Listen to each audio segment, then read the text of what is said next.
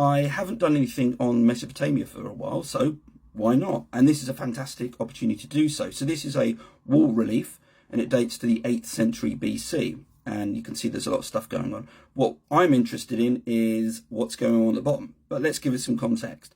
So what looks like to be happening here is a siege. So a city's being besieged at the top.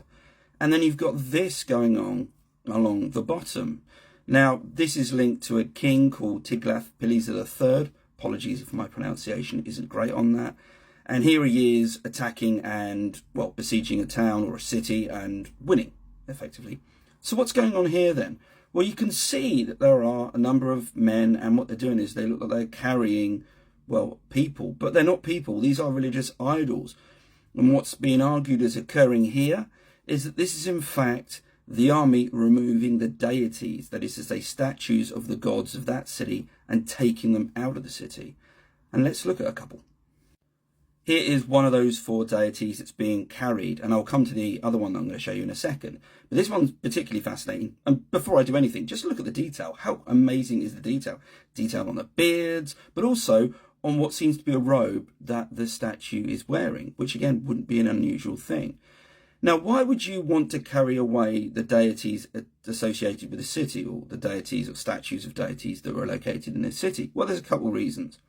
One is that it was thought to weaken the city, and it was also a very symbolic gesture of victory. I mean, you've taken their deities away from the city, and these might be then taken to the city, or one of the cities of Tiglath-Pileser, possibly Babylon, and placed as a kind of ownership, and that we've defeated these deities.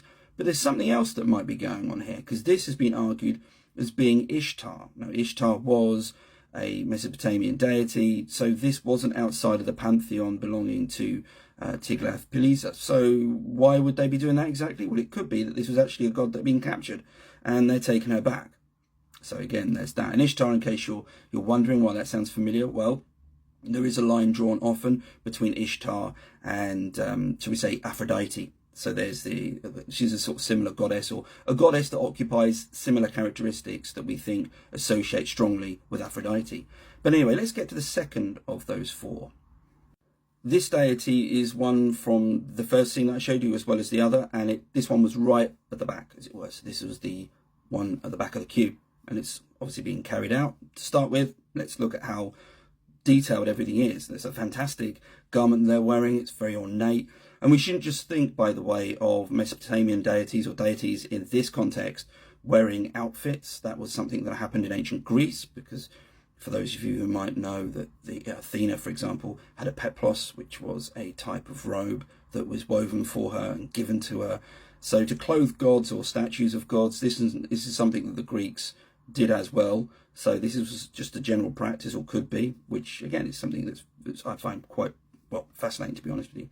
Anyway, the other aspects to this deity, in terms of what they're wearing, what they're holding, is something which gives us a bit of a clue, but also throws up some interesting questions. So to start with, at the top there, you've got a hat or a helmet, and it looks like horns.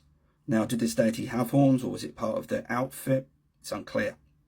In their hands, they seem to be holding an axe in their right hand, and in their left hand, I think it's been argued as either a trident, possibly a thunderbolt. And what's thought of in terms of this deity's abilities or context is that of a weather god, a weather deity of some form. Again, this wasn't a local deity, so this one was being taken out, possibly to be housed at Babylon, as proof of the Tiglath-Pileser III's strength, ability, his conquest, the fact that he'd been able to subdue these these foreign gods, and take them back to a city where he could presumably put them in a room and go, I took these guys out. These are some of the deities that I've conquered, that my deities are more important or more powerful than.